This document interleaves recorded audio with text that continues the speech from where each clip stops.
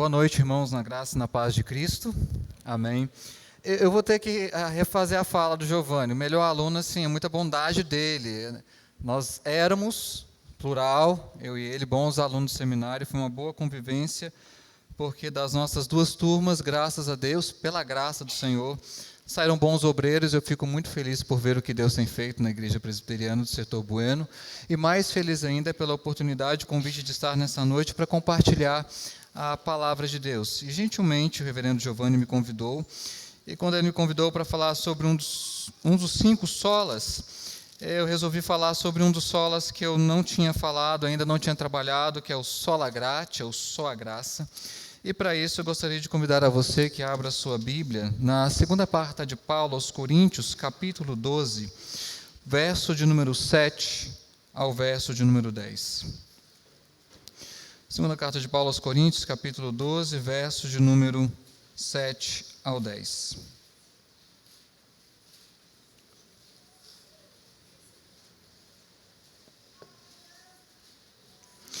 Eu farei a leitura, mas eu peço a você que acompanhe comigo, e ao longo da exposição, tentarei ser breve, eu vou pedir para que você leia alguns trechos da passagem comigo.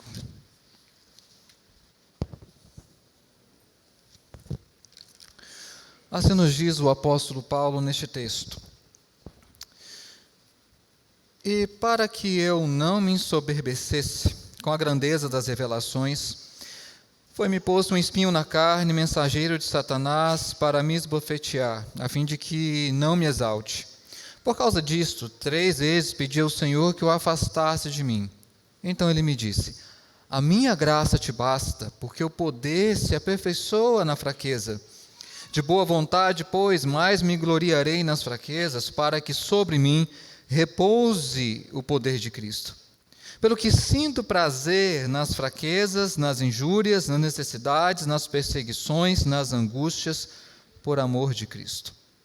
Porque quando sou fraco, então é que sou forte. Vamos orar mais uma vez. Senhor, só podemos compreender e aplicar a Tua palavra pelo poder do Teu Espírito. É por isso que te rogamos, ó Deus, que nesta noite o Teu Espírito abra os olhos do nosso coração, para que, ó Deus, a Tua graça, que acabamos de cantar, que nela somente colocamos a nossa fé, essa graça possa ser, ó Deus, experimentada, crida e vivida de forma diária, concreta, nas nossas fraquezas e imperfeições dos nossos pecados. Por isso, Deus, tira de nós toda pretensão, toda arrogância, presunção e orgulho. E, ó Deus, dá-nos um coração inteiramente de Cristo, para que o poder que vem dEle, o amor dEle, sejam suficientes, ó Deus, para nos levarem a uma vida que vive esse Evangelho, que ao mesmo tempo é simples e profundo.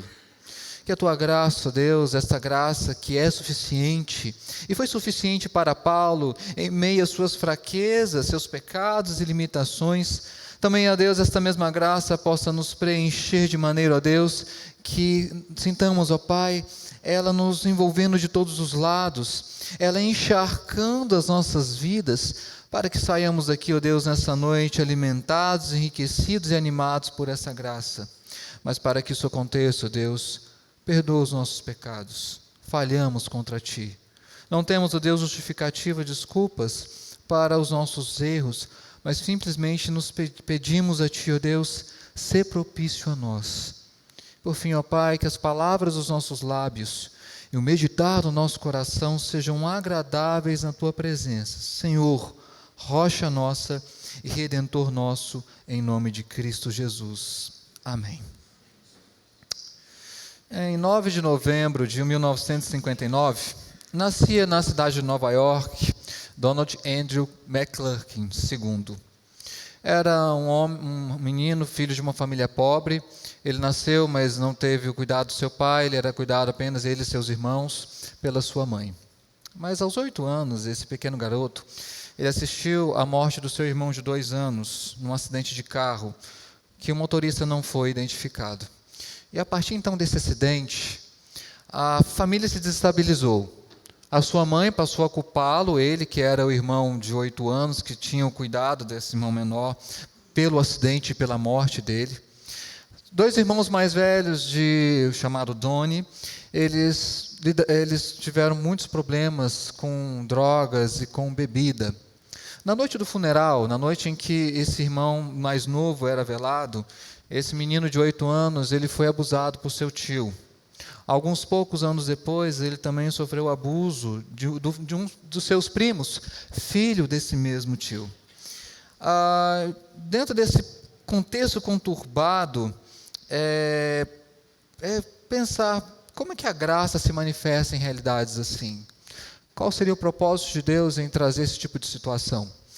Em 2002, dando uma entrevista para um site cristão, Donnie revelou que, após esses abusos e essas experiências familiares que não foram nada fáceis, ele teve que lutar a sua vida, ele ainda lutava contra o pecado da homossexualidade. Ele não praticava, ele não tinha relações homossexuais, mas era uma luta que ele travava em seu coração para que não se deixasse levar por essa tendência ou por essa inclinação que ele sabia que era desagradável a Deus. A questão é, qual seria o propósito de Deus em situações assim? Ou de que maneira a graça se revela e se materializa quando aparentemente tudo dá errado? Quando aparentemente as situações são contrárias para que possamos enxergar esse favor imerecido de Deus. E temos nesse texto então um relato de um apóstolo que, mais do que escrever de uma maneira impessoal, ele está aqui abrindo seu coração e revelando informações e segredos e questões que são muito pessoais. Não numa falsa pretensão, não no sentido de dizer, pedir para a igreja que olhasse para ele como fosse um exemplo de alguém que estava na estratosfera espiritual.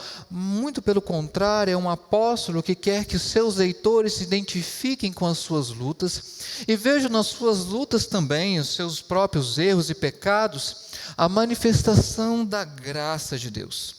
E Paulo diz para nós que algo que Deus, entre outras coisas, que Deus queria tratar no seu coração, por meio dessas experiências, tanto das revelações que ele teve, quanto do espinho na carne, Deus queria tratar a soberba. Porque essa experiência que ele fala, do verso 1 até o verso 6, de alguém que foi permitido entrar no terceiro céu, poderia levar alguém facilmente a confiar e a inflar o seu próprio ego e se sentir superior aos outros. Mas este mesmo apóstolo, em outra carta, diz que nós temos que ver os outros como superiores a nós mesmos, a exemplo do servo chamado Cristo. E para tratar essa soberba, para de humilhar então, Deus, ele mandou ou colocou um espinho na carne. E esse texto sugere exatamente essa ligação em que a mesma pessoa que teve a experiência revelatória tão profunda, tão única e exclusiva e tão rica, é aquele mesmo que tem uma luta tão pessoal, profunda, intensa e dolorosa, sendo que tanto essas revelações maravilhosas, surpreendentes, quanto essa experiência de dor se encaixam dentro de um propósito maior de Deus, para direcionar o nosso coração, a nossa vida, a minha, a sua experiência, para algo do qual nós dependemos totalmente, a graça. E quando talvez nós achamos que nos bastamos, ou quando nós pecamos e vemos aquilo que a Escritura fala, daquilo que nós queremos fazer o bem, mas o bem que nós queremos nós não fazemos, a resposta sonora, simples e direta, mas ao mesmo tempo profunda de Deus é: a minha graça te basta. E é por isso que nessa noite eu vim falar para você um pouco sobre essa graça, sola gratia, só a graça. Mas eu queria mostrar um aspecto dessa graça que talvez eu e você não percebemos ou não damos a importância, que é aprender da graça na fraqueza. Não quando nós achamos que estamos fortes. Não naquele dia em que nos vemos como super espirituais e vamos desafiar e vamos derrotar um elefante. Mas exatamente naquele dia que nos sentimos menores do que uma formiga, impotentes, fracos, falhos e ausentes. E é nesse momento que eu e você podemos aprender dessa graça. Mas é como eu e você aprendemos essa graça em meio à fraqueza. Primeiro, o espinho na carne. E Paulo fala disso no verso 7 e verso 8. Eu gostaria de pedir a você que em sua Bíblia ou na projeção acompanhasse comigo, por favor, ou lesse comigo o verso de número 8. Verso de número 7. Leiamos. E para que não me ensoberbecesse com as grandezas das revelações, foi-me posto um espinho na carne, mensageiro de Satanás, para me esbofetear, a fim de que não me exalte. Primeiramente, esse espinho na carne, Paulo é muito sincero, ele diz que ele é doloroso. Ter um espinho na carne é aquela experiência, não sei se você já esteve, em uma roça, em algum lugar que tinha muita árvore, tinha muita planta, e de repente você vai descalço e entra um espinho no pé. Quando criança, a coisa que você mais quer naquele momento é se ver livre daquele espinho. Então você procura alguém mais próximo. Não é minha época, hoje em dia eu não sei qual que é o procedimento, na minha época era aquela agulha, nem sempre esterilizada, mas funcionava. As tias, as mães faziam o espinho sair. Mas por quê? Ele era doloroso. Espinho na carne não é aquela experiência que talvez você já leu ou já ouviu falar de que alguém de fora de você é o seu espinho. Aquela pessoa com a qual você tem que ter graça para lidar com ela. Não. Espinho na carne é algo do seu coração, do seu interior, algo da sua pessoalidade que te machuca e que te faz lembrar que a vida cristã, ela não é um mar de rosas, ela é difícil. Paulo diz esse espinho na carne como algo doloroso. E, embora nós não sabemos o que é, alguns falam que talvez era uma limitação física de Paulo, alguns dizem que Paulo talvez tinha algum problema nos olhos, outros vão dizer que esse próprio espinho na carne era a própria soberba de Paulo, que limitava ele na relação com a igreja. Outros sugerem que era um tipo de pecado sexual, mas eu quero dizer para você, nós definitivamente não sabemos o que era esse espinho na carne. O que nós sabemos é que a metáfora serve aqui de algo pontudo, que entranha na sua carne e te causa dor. Ele é doloroso, mas esse espinho na carne, ele não é apenas doloroso, ele é persistente. Paulo nos diz, no verso ainda 7, que esse é um mensageiro de Satanás para me esbofetear. Interessante que essa palavra esbofetear é uma palavra que está de forma presente. Não é aquele tipo de insulto que você, em algum dia da sua vida, você recebeu e teve que lidar com aquilo. Mas é algo que acontece na segunda, na terça de manhã, na quarta à noite, na quinta ao meio-dia, na sexta, no café da tarde, no sábado à noite, dia após dia, persiste. Mesmo o espinho da carne sendo um instrumento de Deus para o aperfeiçoamento de Paulo, ao mesmo tempo ele era um mensageiro de Satanás, ao mesmo tempo é uma ferramenta de Satanás que realmente estava sendo usada de forma constante para relembrar Paulo que ele tinha uma limitação, que ele tinha uma debilidade, que ele tinha uma fraqueza, e isso vinha no seu coração e o atormentava, e o incomodava dia após dia. Quando Satanás então de repente não conseguia em uma área, tentava em outra, porque o nosso inimigo ele tem essa capacidade da persistência. Ele sabe quais são exatamente as nossas fraquezas. E como Pedro diz, ele é aquele inimigo que anda como leão em derredor, procurando alguém para tragar. Se ele faz uma tentativa e não tem sucesso, ele disfarça e tenta outra. Como disse C.S. Lewis nas cartas de um diabo a seu aprendiz, ele é aquele que não se cansa. Se ele não consegue por um pecado da intelectualidade, ele tenta na emoção. Se ele não consegue na emoção, ele vai no físico. Se ele não consegue nisso, ele procura os relacionamentos. Mas de alguma maneira esse espinho na carne é algo que persiste, que perdura. Não é algo fácil de se livrar. Tanto é que Paulo, diz o texto, ele orou quantas vezes? 3 vezes. E essa oração de Paulo 3 vezes não é como aquela nossa oração no final do dia, que nós começamos à noite e terminamos de manhã. É uma oração intensa, é uma oração ardente, é um desejo legítimo de profundo coração, porque persistia em Paulo o espinho na carne. Quando Satanás ele não consegue em alguma área, ele tenta em outra. Porque ele quer usar o máximo de tempo e de ferramentas para obter vitória sobre nós.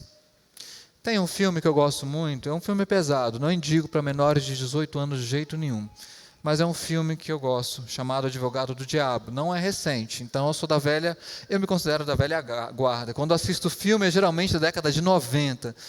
Não estranhe. Não, as séries até que sim, são mais atuais, de 2020 e 2021. Mas os filmes eu gosto de um bom clássico. Para mim, esse filme é um bom clássico.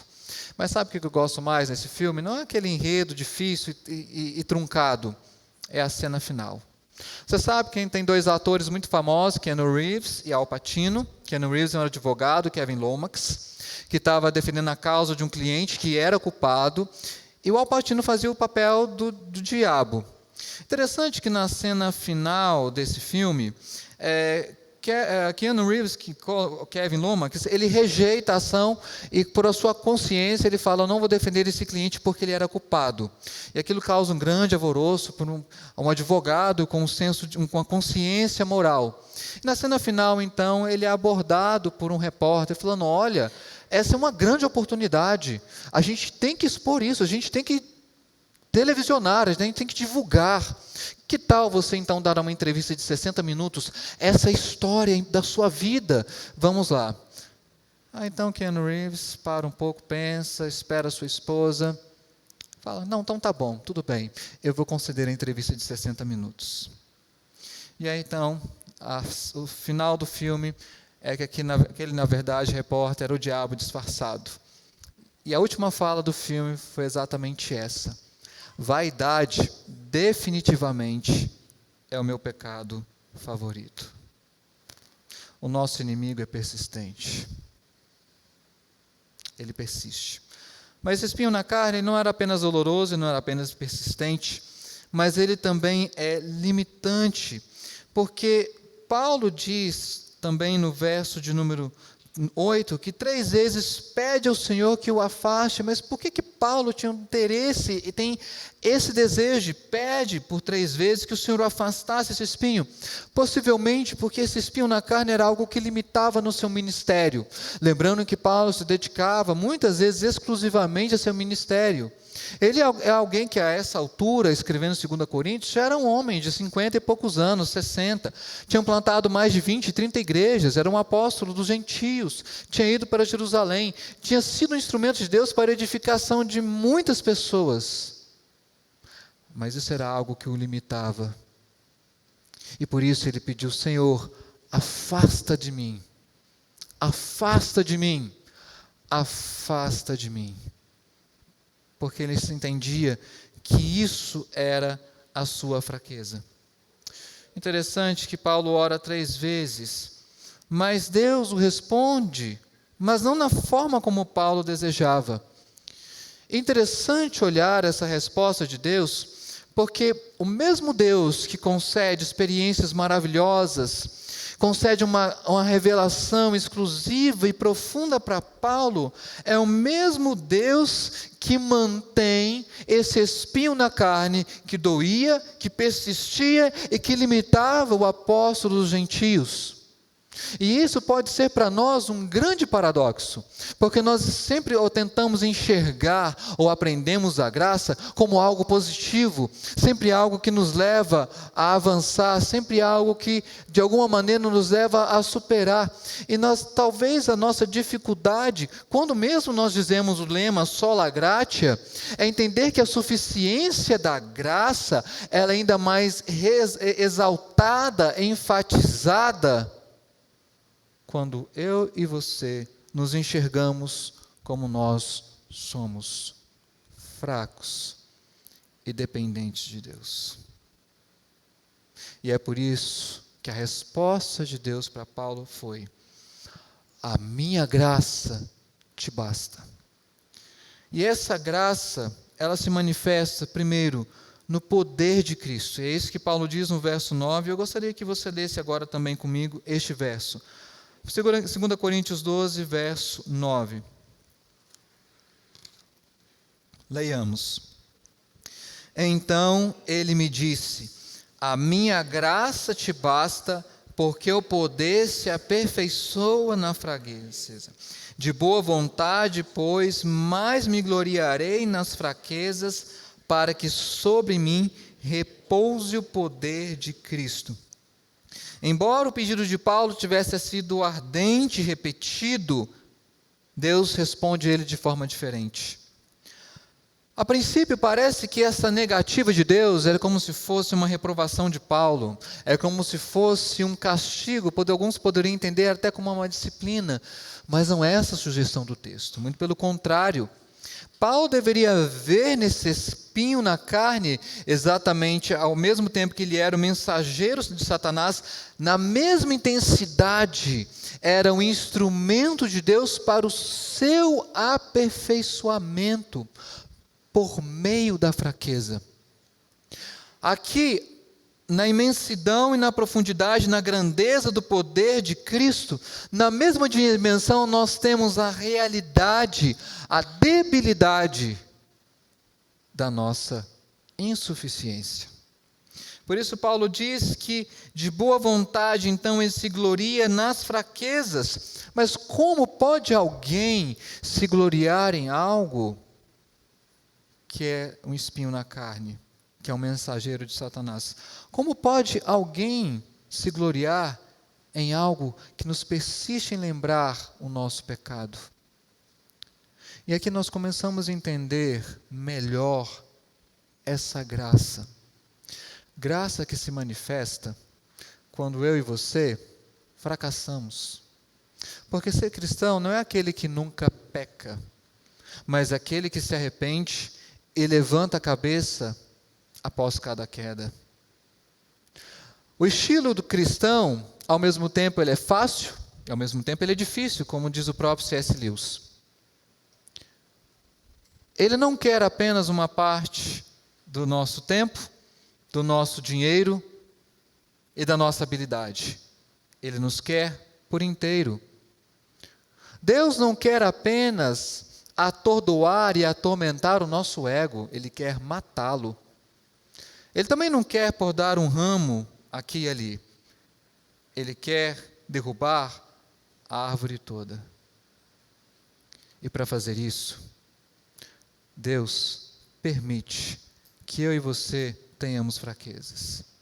Não apenas que as tenhamos, mas que elas persistam. Que elas sejam um lembrete constante da nossa inteira dependência na graça de Deus. Para que quando formos humilhados pelo nosso pecado, e aquela tristeza profunda do erro, e de atentar contra a lei de Deus venha ao nosso coração, ao mesmo tempo, quando nos arrependemos, a graça possa encharcar e a alegria do perdão possa restaurar a alegria também da nossa salvação. Por isso que o poder se aperfeiçoa na fraqueza, porque é exatamente na sua fraqueza que Deus mostra a eficácia, a profundidade do poder dele. Sejamos honestos. Cada um de nós tem fraquezas. Elas não são iguais. As minhas não são as suas não são da outra pessoa. Há fraquezas que são mais públicas e visíveis, e outras que são ocultas no coração. Algumas talvez já tentamos lidar com elas algum tempo atrás, e outras deixamos de lado, e de alguma maneira as domesticamos e as colocamos no lugar do nosso coração, e meio que colocamos ela numa redoma de vidro e queremos deixar intocadas. Mas todos nós temos fraquezas. Mas a boa notícia é que essas fraquezas existem para mostrar a grandeza do poder de Deus. Embora eu possa ver você de forma exterior, Deus é aquele que conhece o teu coração. Embora saibamos que todos nós temos algo que é usado por Satanás contra nós, Deus não nos vê como nós somos hoje, debilitados, fracos, ausentes, impotentes. Mas Ele nos enxerga como nós seremos, transformados, glorificados, aperfeiçoados para habitarmos com Ele em glória. E essa é a boa nova do Evangelho. Deus não nos vê como nós apenas somos, mas Ele nos enxerga como nós seremos. E essas fraquezas que nós achamos que simplesmente são impeditivos, são debilidades, muitas vezes elas são um instrumento de Deus para o nosso aperfeiçoamento, mas não é apenas o poder de Cristo. No verso 10, então, Paulo diz que ele sente prazer nas fraquezas, nas injúrias, necessidades, nas angústias, por amor de Cristo. Nessa mesma carta, no capítulo 5, verso 14, se você puder ir lá comigo, Paulo diz outra coisa importante sobre esse amor de Cristo. 2 Coríntios, capítulo 5, verso 14, que nos diz o seguinte: pois o amor de Cristo nos constrange, julgando nós isto, um morreu por todos, logo todos morreram.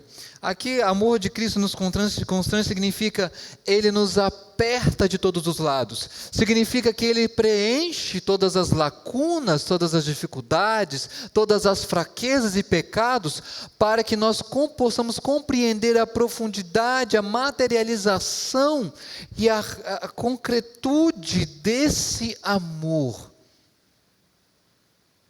Quando o pecado vem, nos assola e nos faz cair, e nos leva a uma tristeza, um arrependimento para com Deus, somos lembrados que a graça do Senhor Jesus Cristo, ela é muito mais poderosa, muito mais abundante, e somos lembrados de que onde abundou o pecado, superabundou a graça. E é nesse momento que a resposta de Deus para nós é: a minha graça te basta.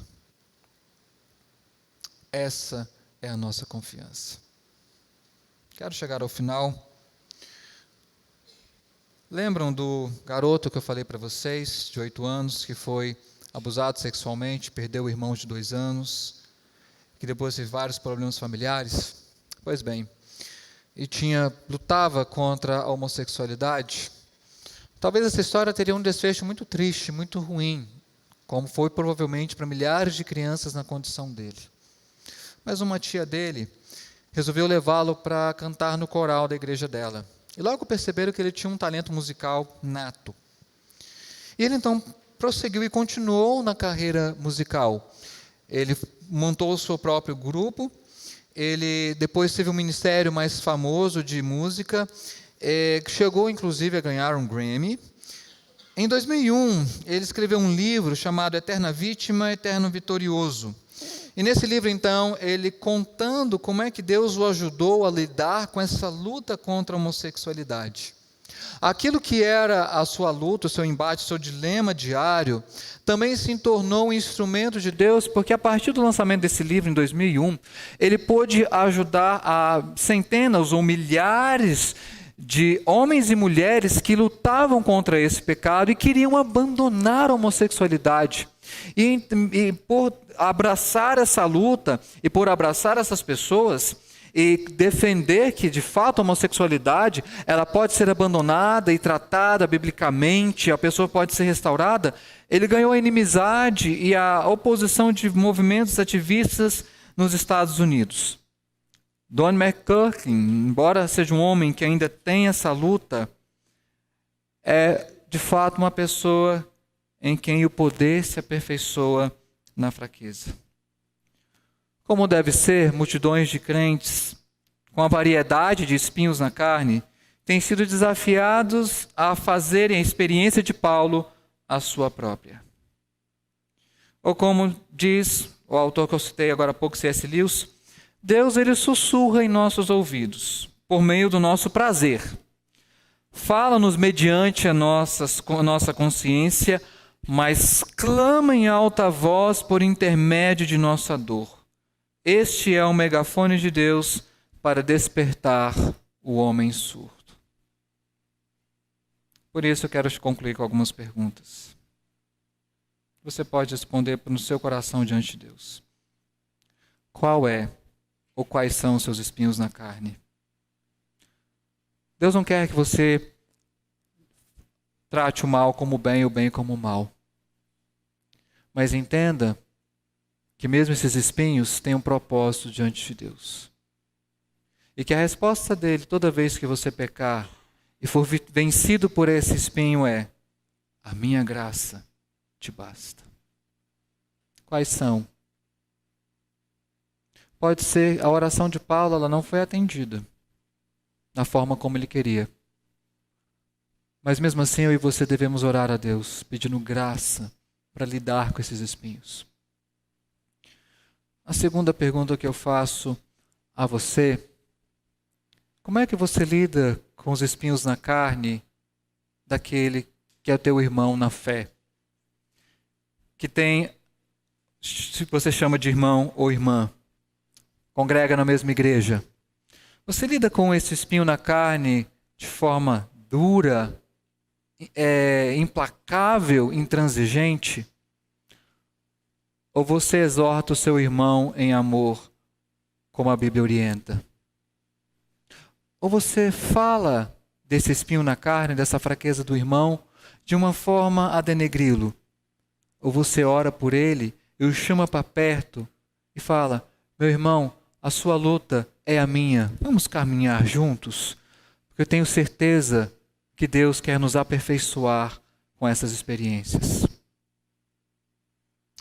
Terceira pergunta: como é que você lida com os espinhos na carne dos seus líderes? Nós não sabemos que espinho na carne era esse, mas os coríntios provavelmente sabiam.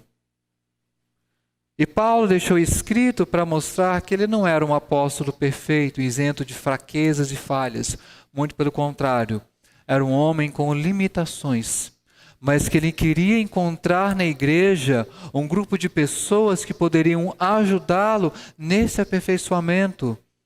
E algumas perguntas eu faço para você na forma como você trata a sua liderança, os presbíteros que também são seus pastores, os diáconos, os líderes de ministério. Você os ajuda nas suas limitações e dificuldades?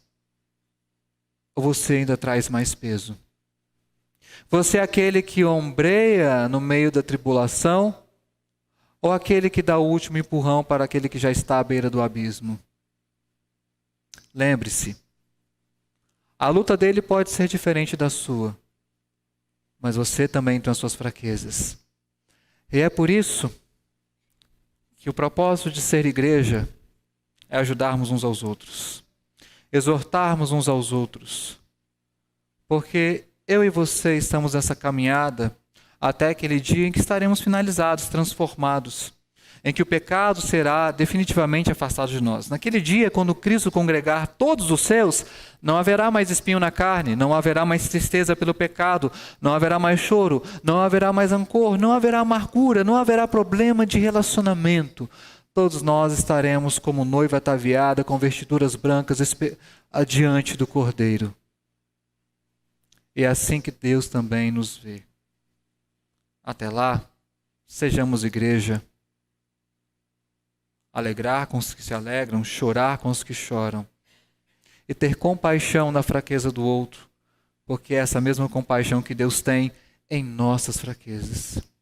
E minha oração será para que Deus, seja hoje ou amanhã, quando você despertar para o seu trabalho, Ele possa te ajudar na sua luta contra o seu espinho ou os seus espinhos na carne.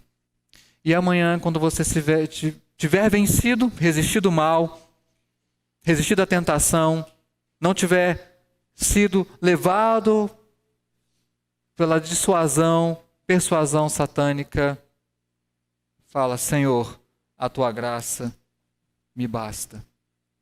Mas quando você for vencido, lembre-se, onde abundou o pecado, superabundou a graça. Vamos orar, pedindo a Deus que derrame sobre nós essa graça maravilhosa.